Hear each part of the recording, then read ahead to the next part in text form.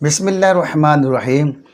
دیکھیں، ہماری عوام میں بہت ساری غلط فہمیاں پائی جاتی ہیں جن کے بارے میں معلوم ہونا بہت ضروری ہے۔ تو آئیے سماعت کریں، توجہ رکھیے گا تاکہ ہمیں ان جو غلط فہمیاں ان کے بارے میں درست معلومات ہو سکے اور صحیح حکم اور صحیح بات جاننے میں ہم کامیاب ہو جائیں۔ پہلی بات کہ جو یہ کہا جاتا ہے کہ جناب الٹی سے روزہ ٹوٹ جاتا ہے، تو دیکھیے الٹی اس سے مطلقاً روزہ نہیں ٹوٹتا۔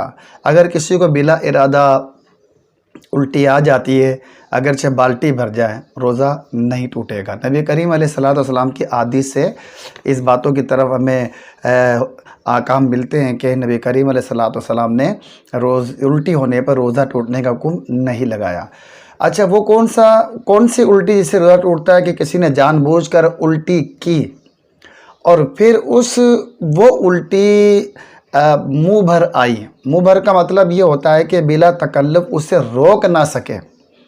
یہ بالٹی کا بھرنے کا یا اتنی مقدار میں ہونے کا کوئی تعلق نہیں ہے، بلکہ منہ بھر کا مسئلہ یہ ہوتا ہے کہ ایسی الٹی کے جسے بلا تکلف یعنی کوشش کے باوجود بھی روک نہ سکے اور وہ باہر آ جائے، جبکہ جان بوجھ کر کی جائے، اور اس میں بھی ضروری ہے کہ پانی آئے، صفرا یا پھر کھانا آئے تو روزہ ٹوٹے گا، ورنہ بلا ارادہ الٹی آئے تو اس سے کوئی روزے میں فرق نہیں ہوتا۔ تو یہ پوچھا گیا کہ جناب حالت روزہ میں احتلام ہو جائے تو کیا روزہ ٹوٹے گا؟ تو سنیے، یاد رکھیے کہ روزہ بالکل نہیں ٹوٹتا، تو لہذا روزہ باقی رہے گا۔ اگر کسی نے یہ سمجھ کر روزہ افطار کر لیا کہ روزہ ٹوٹ گیا تو اس پر قضا لازم ہوگی۔ اسی طرح دیکھا گیا کہ بعض بھائیوں کو تھوک و بلغم آتا ہے تو وہ اس کو نگلنے سے ڈرتے ہیں، سمجھتے کہ روزہ ٹوٹ جائے گا۔ دیکھیے، اگر منہ کے اندر یہ تھوک یا بلغم ہے اسے نگلا تو روزہ نہیں ٹوٹتا، لیکن تھوک یا بلغم کو ہاتھ میں نکالا، سمجھانے کے لیے میں عرض کر رہا ہوں، اور پھر اسے اگر نگل گئے تو روزہ فاسد ہوگا۔ منہ کے اندر جب تک یہ نگلا تو روزہ فاسد نہیں ہوگا۔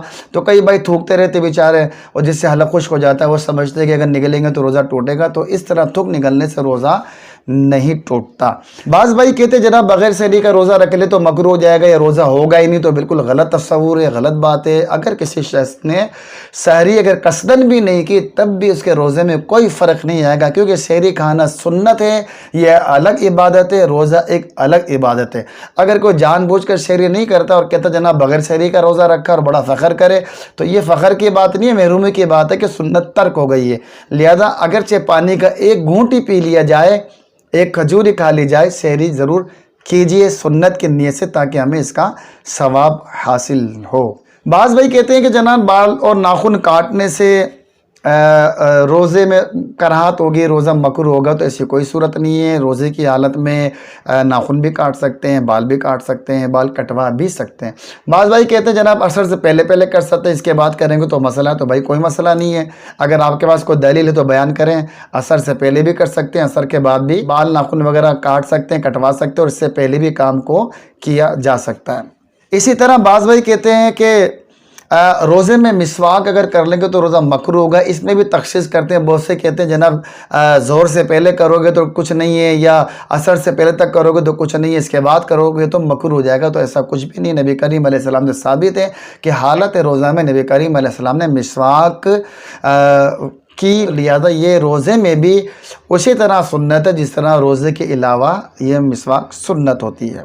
بعض بھائی یہ کہتے ہیں، جیسا کہ سوال یہ کیا جاتا ہے کہ اگر روزے کی حالت میں غسل فرض ہو جائے، احتلام وغیرہ ہو جائے، تو پھر کلی اور ناک میں پانی نہیں چڑھائیں گے بلکہ یہ افطار کرنے کے بعد ہوگا، تو اس کا کیا مسئلہ ہے؟ تو یاد رکھیے میرے پیارے بھائیوں اور مجھے سننے اور دیکھنے والوں، کہ حالت روزہ میں جب غسل کرے گا تو کلی بھی کرے گا اور ناک میں پانی بھی ڈالے گا، کیوں کہ یہ فرائض میں شامل ہے۔ اور یہ کلی کیسی ہوگی؟ یہ وہی کلی جو وضو میں سنت ہے۔ جیسی کلی وضو میں سنت ہوتی ہے ویسی کلی غسل میں فرض ہوتی ہے، اور جیسا ناک میں پانی چڑھانا وضو میں سنت ہے اسی طرح سے ناک میں پانی چڑھانا غسل میں فرض ہوتا ہے۔ ہاں البتہ غرغرہ کرنا یہ فرض نہیں ہے، مستحب ہے۔ لہذا جب روزہ ہوگا تو غرغرہ نہیں کریں گے، اگر کوئی غلطی سے غرغرہ کرے گا تو روزہ فاسد ہو جائے گا۔ اسی طرح اگر ناک میں پانی چڑھا ہے، وہ اوپر چڑھ گیا، دماغ میں چلا گیا، تو روزہ فاسد ہوگا۔ یہ احتیاطیں کریں گے، لیکن کلی بھی کرنی پڑے گی اور ناک میں پانی بھی چڑھانا پڑے گا، اور پھر افطار کے بعد کوئی حاجت نہیں دوبارہ کلی کرنے کی اور دوبارہ ناک میں پانی چڑھانے کی۔ بعض بھائی اس طرح کرتے ہیں تو یہ غلط فہمی ہے، اس کو درست کر لیجئے۔ تو سوال یہ کیا گیا کہ جناب اذان تک سحری کھانا کیسا؟ یاد رکھیے اذان نماز فجر کے لیے ہوتی ہے، نہ کہ روزہ بند کرنے کے لیے۔ بعض بھائی کہتے ہیں کہ جناب والا اذان جو ہوتی ہے وہ روزہ بند کرنے کے لیے، بالکل غلط تصور ہے، کوئی ایسا کرے گا تو اس کا روزہ شروع ہی نہیں ہوگا۔ تو جناب بہت سے بھائی کہتے ہیں جناب فلاں مسجد کی اذان نہیں ہوئی، فلاں مسجد کی اذان نہیں ہوئی، جب تک وہ اذان ہوتی رہے گی ہم کھاتے رہیں گے، تو یہ غلط ہے۔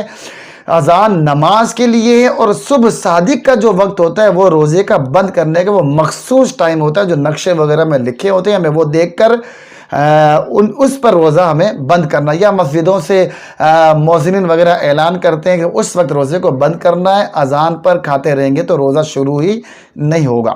بعض بھائی کہتے ہیں کہ روزے کی حالت میں خون نکلے گا تو روزہ مکروہ ہو جائے گا، یا خون دے گے تو روزہ ٹوٹ جائے گا، تو ایسا کچھ بھی نہیں ہے۔ روزے کی حالت میں باڈی سے، بدن سے اگر خون نکلتا ہے ارادتاً یا بلا ارادہ، دونوں صورتوں میں روزہ نہیں ٹوٹے گا، نہ ہی مکروہ ہوگا۔ اسی طرح بعض بھائی یہ سوال کرتے ہیں جیسا کہ انجیکشن کے بارے میں، ڈرپ کے بارے میں سوال کیا گا، تو یہ مختلف فی مسئلہ ہے۔ بعض علماء نے بالکل کلیتاً منع کر دیا ہے، وہ کہتے ہیں کہ جناب ڈرپ سے اور انجیکشن سے قوت حاصل ہوتی ہے جو کہ روزے کے منافی ہے، جبکہ بعض علماء نے یہ بیان کیا ہے کہ چونکہ یہ دوا جا رہی ہے، یہ ان جگہوں سے نہیں جا رہی ہے کہ جہاں سے جانے سے روزہ فاسد ہوتا ہے، جیسے منہ ہے، ناک وغیرہ، تو لہذا اس وجہ سے روزہ فاسد نہیں ہوگا۔ ہماری رائے بھی اسی طرف ہے کہ روزہ فاسد نہیں ہوگا۔ اب جب کہ اختلاف ہو گیا تو اب صورت یہ ہوگی کہ اضطراری حالت میں ڈرپ اور انجیکشن لگایا جا سکتا ہے اور اسے روزہ نہیں ٹوٹے گا، اور اگر ایسی ضرورت نہیں ہے، اضطراری حالت نہیں ہے تو بچنا چاہیے، یہاں تک کہ افطار ہو جائے اس کے بعد لگایا جا سکتا ہے، وگرنہ روزہ اس سے فاسد نہیں ہوتا۔ خوشبو بعض اوقات ڈر رہے ہوتے ہیں، خوشبو نہیں سونگھتے ہیں، تو یاد رکھیے خوشبو سونگھنے سے یا خوشبو کہیں سے آگے تو روزہ نہ تو مکروہ ہوتا نہ ہی فاسد ہوتا ہے۔